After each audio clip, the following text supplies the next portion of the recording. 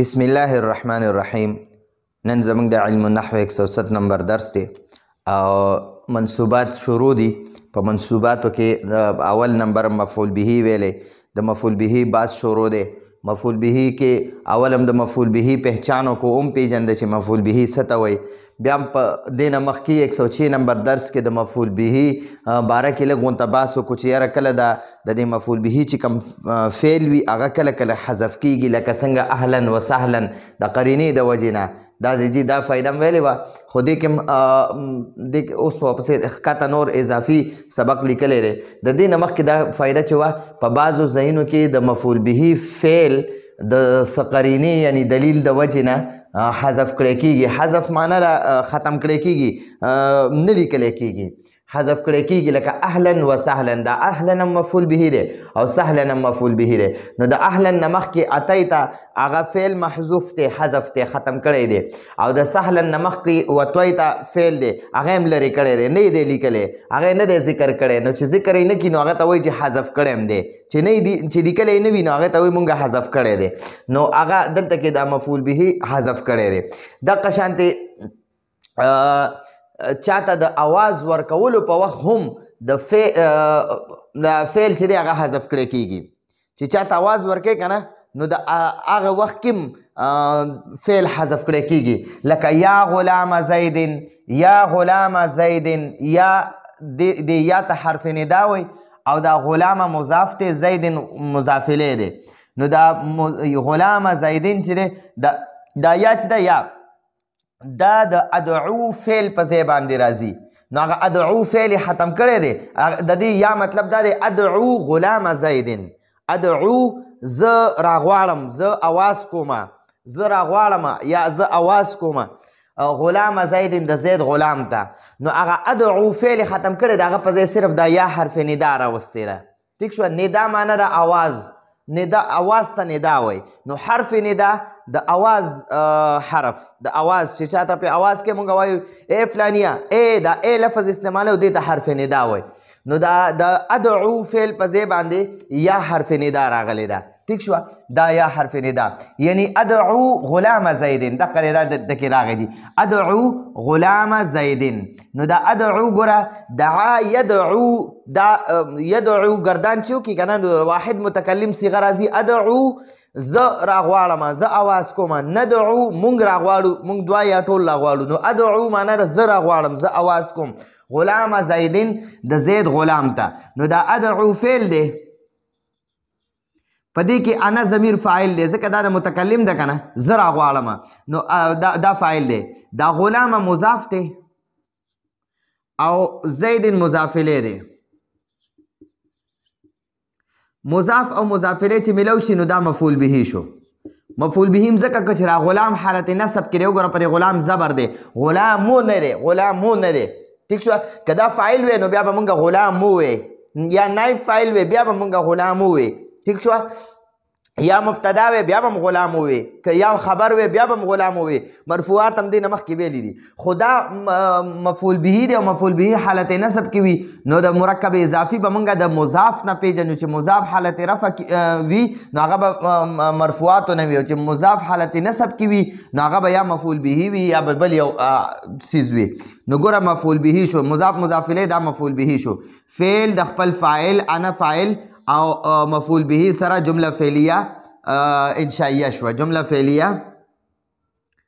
فعلیه خبریه شو. جمله فعلیه خبریه شو. ٹھیک شو جی. نو دا ادعو غلام زیدن دی، زه اواز کوم. ادعو معنی ده زه راغواړم، زه اواز کوم غلام زیدن د زید غلام ته، د زید غلام ته زه اواز کوم. ٹھیک شو. نو ګورئ دلته کې دا ادعو فعل نه دی، دا ادعو فعل دای دلته حذف کړی دی. وګورئ د په ځای باندې صرف راوستي دی یا غلام زیدن، ای د زید غلامه، ای د زید غلامه. نو دا یا اصل کې ادعو دی. نو مونږ وایو دا یا چې ده دا د ادعو قایم مقام ده، یا د ادعو قایم مقام ده. نو یا ادعو یا چې ده دا د ادعو قایم مقام ده. نو دا ادعو فعل فاعل او غلام زیدن مضاف مضاف الیه مفعول به شو. فعل د خپل فاعل او مفعول به سره جمله فعلیه خبریه شوه. ٹھیک شو جی. نو یا غلام زیدن. نو ګورئ ادعو په ځای باندې دلته یا لیکلې ده. نو د دې یا مطلب وي ادعو چې کوم ځای کې یا حرف ندا وي د هغه معنی به ادعو وي. ټیک شوه جي. دلته کې دلته لیکلی ده دلته ادعو فعل محذوف دی. محذوف معنا چې نه دی ذکر شوی لیکلی نه دی. ټیک شوه ختم کړی دی د هغه په ځای باندې صرف یا لیکلی. دې یا ته یا حرف ندا وایي. دې یا ته څه وایي؟ یا حرف ندا. او غلام زیدن دا مضاف مضاف الیه چې دی ده ته منادا وایي. چې چاته اواز کې که نه هغه ته منادا وایي. او چې کم حرف سره اواز کې که نه هغه حرف ته حرف ندا وایي. نو دا یا حرف ندا ده او غلام زیدن منادا. یا حرف ندا غلام زیدن منادا. یا حرف ندا غلام زیدن منادا. ٹھیک شو جی. نو غلام زیدن ته منادا وایي. په دې پوه شوې جي. اوس یې موږ له تنبیه را کړې ده خبرداری را کړې دی چې څلور ځایونو کې به د یا حرف ندا نه پس یو اسم وي هغه به منصوب وي حالت نصب کې به وي څلور ځایونو کې. اول نمبر دا منادا چې ده که نه منادا د یا حرف ندا نه پس چې کوم اسم وي منادا هغه منادا به څلور ځایونو کې منصوب وي. ګوره ورته دا منادا که چېرته مضاف وي منادا مضاف وي لکه څنګه وګورئ غلامه مضاف دی او زیدن مضاف الیه دی. نو دا غلامه مضاف دی. دا منادا که چېرته مضاف وي نو بیا به منصوب وي. د یا نه پس چې کومه منادا ده که دا مضاف وي نو بیا به منصوب وي. لکه یا غلامه نو دا غلامه مضاف دی وګوره نو دا به غلامه وي غلامو به نه وي. ټیک شوه ځکه دلته موږ له خبرداری را کړې دا قاعده ده یا غلام زیدن. ٹھیک شوه. ګوره عبدالله دی عبدالله. ٹھیک شوه چې کله د عبدالله ته آواز کوي نو بیا به ورته یا عبدالله نه وي بیا به ورته یا عبدالله یا عبدالله. ٹھیک شوه. دقه شانتې ګورئ رسول الله دی رسول الله. رسولو دا مضاف دی الله مضاف الیه دی. نو په دې رسولو مضاف باندې ضمه ده چې کله د ده نه مخکې یا حرف ندا ولګي که نه نو بیا به یا رسول الله لله به نه وي بیا چې ځکه کله د مخکې حرف ندا یا ولګي نو بیا به دا رسول منادا شي رسول مضاف به بیا دا منادا شي نو د یا د وجې نه به بیا دا رسول چې دی دا به یا رسوله وي. ٹھیک شوه. نو غلام زیدن یا غلام زیدن یا رسول الله. ٹھیک شوه. دغه شرط بل یا عبدالله یا عبد الرحمن. عبد الرحمن به نه وي بیا عبد الرحمن به وي. عبدالله به بیا نه وي بیا به یا عبدالله وي. ٹھیک شوه. نو د یا نه پس چې کله مضاف مضاف الیه وي نو هغه مضاف په حالت نصب کې ویلی کېږي.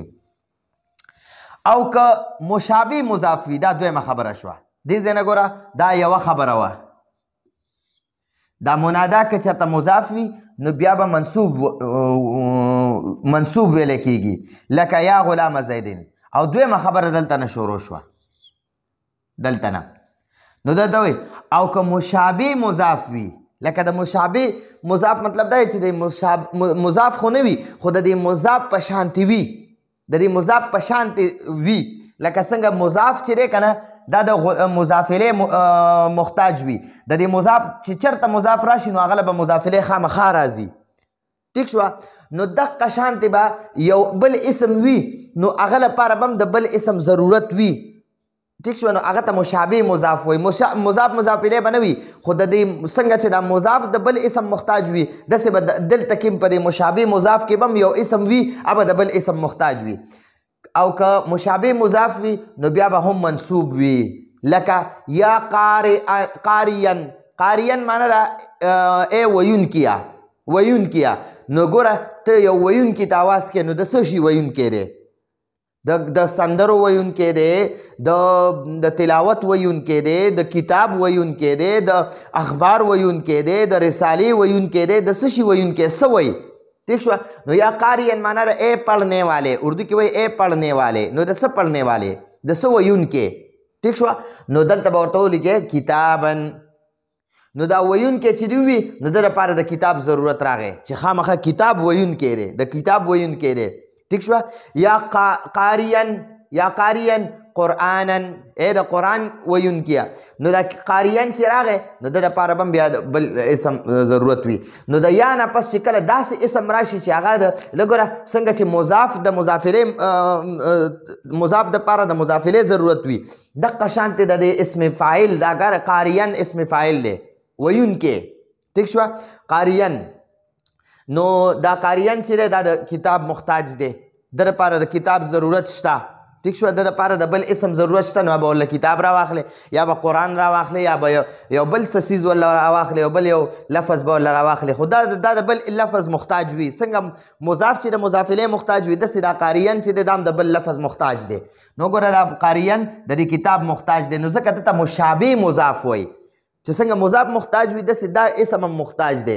نو ځکه د دې ته وایي چې یاره دا د مضاف په شانتې دی، لکه څنګه مضاف محتاج دی داسې دا هم محتاج دی. نو ګوره دواړه یو شانتې محتاج دي که نه، نو ځکه دته مشابه مضاف وایي. ای د کتاب ویونکیه، ای د کتاب ویونکیه، یا قاریان کتابا، ای د کتاب ویونکیه. نو دا مشابه مضاف چې دی مشابه مضاف، ګوره مضاف پم د یا نه پس چې کوم مضاف اسم وي که نه نو هغه به منصوب وي، او د یا نه پس چې کوم مشابه مضاف وي د مشابه مضاف نو هغه به قاریان به بیا منصوب وي. ټیک شو. حالت نسب کې به وي دوه زبرونه یا یو زبر پې وي. نو دا دوه خبرې شوې. اوس د دې نه پس درېیمه خبره شروع شوه. ګوره درېیمه دا ده، درېیمې ته ګوره. او که منادا نکره او غیر معین وي، نکره وي او غیر معین چې لکه مقرر نه وي، داسې یو غیر معین وي، یو غیر مقرر شوی وي که نه، او نکره وي معرفه نه وي. ټیک شوه. که منادا نکره غیر معین وي یا غیر ممیز وي، ټیک شوه، نو بیا به هم منصوب وي، بیا به منصوب ویل کېږي. لکه یو کس دی، یو ړوند دی، ړوند هغه یو سړي ته آواز کوي، اته پته نشته چې څوک سړی دی، دلته ډېر سړي دي، خو هغه وایي یا رجلا خذ بیدي، ای سړیه. اوس ګورې خاص سړی مراد نه دی دلته. ټیک شوه. ای سړیه ما د لاس نه لږ ونیسه، دې سړک نه مې واړوه. ټیک شوه. یا ای سړیه ما د لاس نه ونیسه لږ جومات ته مې بوځه. ټیک شوه. ړوند سړی دی، هغه وایي یا رجلا خذ بیدي. نو د دې یا نه پس چې کوم دا نکره اسم راغی نو هغه به منصوب وي. وګوره رجلن چې دی حالت نسب کې دوه زبرونه دي پې، یا به په یو زبر یا به په دوه زبر وي. ټیک شوه. نو یا نه پس چې ګوره رجلن راغی نو ګوره دا دې ته نکره غیر معین وایي. نکره غیر معین د یا منادا ده، د یا حرف ندا ده، رجلن دا منادا ده. نو دا منادا به د یا نه پس منادا به منصوب وي، حالت نسب کې به وي. نو دا وګوره دا یا یو کس دی، دا خو یا ما درله د ړوند مثال درکړو چې یو ړوند سړی دی او هغه دا تا ته ووایي چې خذ بیدي ما د لاسه ونیسه. خذ معنی د ونیسه، بیدي زما د لاس نه، یعنی زما د لاس نه ما ونیسه. ټیک شوه. ای سړیه زما د لاسه ما ونیسه، چې سړک نه مې واړی، یا مې چې دی د جومات ته بوځې، یا مې د مدرسې پورې بوځې، یا مې په دې لاره باندې لږ بوځه چې زه چېرته پرې نه وځم. دا خو د ړوند سړي مثال و. یو سړی کوی کې پرېوتی دی، کوی ته پرېوتی دی او بره ورته څوک ښکاري نه، خو چغې وخي یا رجلا خذ بیدي، ای سړیه زما لاس ونیسه. نو هغه مطلب دا دی چې یاره بره به څوک رواني، څوک خو به مې اواز واوري که نه. ټیک شوه. نو څوک به رواني، څوک به رواني، پته ورته نشته چې څوک به رواني، خو څوک به مې اواز واوري نو بس زه لاس به راله راکړي، ما به د کوی نه روباسي. نو دغې ته غیر معین وایي، لکه چې پته ورته نشته چې څوک دی خو بس اواز ورته کوي، نو دغې ته نکره غیر معین وایي. ټیک شوه. نو دا داسې نکره اسم به هم منصوب وي، حالت نسب کې به وي، دوه زبرونه یا یو زبر به پې وي. ښه. مضاف په چې دی د یا حرف ندا نه پس چې کوم منادا مضاف وي هغه به منصوب وي. د یا حرف ندا نه پس چې کوم منادا مشابه مضاف وي، مشابه مضاف هغه به منصوب وي. د یا حرف ندا نه پس چې کله یو اسم وي او هغه نکره وي او غیر معین وي لکه یا رجلا نو دا به دغه وي منصوب وي. ټیک شوه. او درېیمه خبره جي دا څلورمه خبره ده. او که چېرته منادا معرفه وي، منادا معرفه وي او مفرد وي، واحد وي، تسنیه جمع نه وي، واحد وي، معرفه دی یعنی حرف ندا نه پس چې کوم منادا دی هغه یو اسم هم دی او معرفه هم دی، معرفه، نو بیا به په علامت رفع مبني وي. څلورم نمبر دی او که چېرته منادا معرفه او مفرد وي، معرفه وي د یا حرف ندا نه پس منادا دی هغه معرفه هم وي او مفرد وي، تسنیه جمع نه وي، نو بیا به په علامت رفع مبني وي، یعنی په ده باندې به علامت رفع باندې به دا مبني وي. حالت رفع کې به بیا حالت رفع کې به ضمې سره وي، حالت نصب کې به ضمې سره وي، حالت جر کې به ضمې سره وي. ټیک شوه. لکه یا زیدو، دا زید معرفه هم دی او مفرد واحد یو اسم دی. زیدون دی اصل کې زیدون، خو د یا د وجې نه به یا زیدو وی. ټیک شوه. خالدون دی خالدون، د یا حرف ندا نه پس به دا یا خالدو وی. نو ګوره په ده باندې به حالت رفع کې هم ضمه وي، حالت نصب کې به هم پې ضمه وي. دا مبني شي، د یا حرف ندا نه پس دا یا حرف ندا ده او دا زیدون منادا ده، یا دا یا حرف ندا ده دا خالدون منادا ده. نو دا یا حرف ندا او د ده نه پس یا کم منادا ده، دا چې کله معرفه وي او مفرد وي نو بیا به دا حالت رفع سره مبني وي. ټیک شو. دا به په حالت رفع مبني وي. نو حالت رفع کې به ضمې سره وي، حالت نصب کې به هم ضمه وي، حالت جر کې به هم ضمه وي. او دا قشان یا خالدو. دا دوه مثالونه مې درکړ. او که چېرته منادا دا پنځمه خبره شوه، دې ځای پورې څلور خبرې پوره شوې، اوس پنځمه خبره شروع کېږي. پنځمه خبره، او که چېرته منادا معرف باللام وي، یعنی لام په ذریعې سره چې معرفه شوی وي، لکه ګورئ دا قلمو دی، قلمو، نو دا اوس نکیره دی، قلمون دی دا نکیره دی. د باندې چې زه کله الف لام ولګومه نو دې سره دا معرفه شو، نو دې پوره د قلمون ته اوس وایي دا وایي معرف باللام دی، یعنی د لام سره معرفه شو، لام سره معرفه شوی. اوس کتابون دی، کتابون، دا کتابون اوس نکیره دی. دا زه معرفه کوم نو الف لام به په شروع کې ولګې، نو چې کله د الف لام په شروع کې ولګو نو اوس پوره د کتاب ته به معرف باللام وایي چې یاره دا لام سره معرفه شوی دی، د الف لام سره معرفه شوی دی. نو که چېرته منادا معرف باللام وي چې الف لام په هغه باندې لګېدلی وي، یعنی الف لام سره معرفه کړی شوی وي، نو بیا د حرف ندا او د منادا په منځ کې ایها سره جدایي راوستل ضروري وي. لکه بیا به د یا حرف ندا او د الف لام والا اسم په منځ کې ایها راولي. لکه ګورئ دا دی، لکه یا حرف ندا ده او الرجلو دی، الرجلو، په دې رجلو باندې الف لام دی او دا یا حرف ندا ده. نو د یا حرف ندا او د الف لام یو بل سره نه لګي، چې یو بل سره نه لګي نو دا ایها نه دی، ایها د یا حرف ندا او د الف لام د دې یو بل سره نه لګي، نو د دې دواړو یو بل سره راوستو دپاره دا ایها لفظ راشي. نو یا ایها الرجلو، یا ایها الرجلو، دا قشان یا حرف ندا ده او د دې نه پس انسان دی، انسان. نو په دې انسان باندې الف لام راغلی دی، نو د یا حرف ندا او د الف لام یو بل سره نه لګي، نو د دې دواړو په منځ کې به فصل جدایي د ایها په ذریعې سره راوستلی شي. نو بیا به یا ایها الانسانو، یا ایها الانسانو. ټیک شوه. دا قشانتې ګورئ که دا منادا نه دی، دا یا حرف ندا دی، الانسان چې دی دا منادا دی. ٹھیک شو. نو که چېرته دا یا حرف ندا د ده نه پس دا منادا مذکر وي نو ایها به راولو، او که د یا حرف ندا نه پس دا منادا مؤنث وي نو ایتها به راولو، ایتها. د مؤنث چې منادا مؤنث وي نو بیا به یا ایتها وی، او چې منادا مذکر وي نو بیا به یا ایها وی. لکه اوس وګوره یا دی، یا حرف ندا دی، ٹھیک شو، او الکافرون دی، الکافرون، الکافرون. نو ګوره د یا حرف ندا او د دې الکافرون باندې چې کوم دا الف لام دی د دې خپلو کې یو بل سره نه لګي، نو د دې دواړو یو بل سره فصل جدایي د هغې دپاره به مونږ ایها راولو، یا ایها الکافرون. لکه قل یا ایها الکافرون، قل یا ایها الکافرون. نو دغه خو د مذکر شو، او د مؤنث دپاره لکه مثلا ګوره یا دی او د ده نه پس منادا چې دی هغه دغه دی مؤنث دی، نو هغه مؤنث دپاره بیا مونږ د ایتها راولو. لکه النفس دی، النفسو، النفس، نفسو. نو دا نفس چې دی که نه نفس، دا نفس مؤنث دی، مؤنث سماعي ورته وایي، او د یا حرف ندا او د النفس په منځ کې دا الف لام دی. نو ګوره د دې یا حرف ندا او د منادا باندې چې کوم الف لام دی د دې یا حرف ندا او د دې الف لام یو بل سره نه لګي، نو د دې په منځ کې جدایي فصل دپاره ایتها راوستلی کېږي، ایتها، ایتها. نو یا یا ایتها النفس یا ایتها النفس المطمئنه یا ایتها النفس المطمئنه. نو چې کله د یا حرف ندا نه پس منادا مؤنث وي نو ایتها به راولي، او چې کله د یا حرف ندا نه پس منادا مذکر وي نو ایها به راولي. ټیک شوه. ګوره دلته د یا حرف ندا نه پس دا منادا مذکر ده نو ایها سره مفصل راوستو.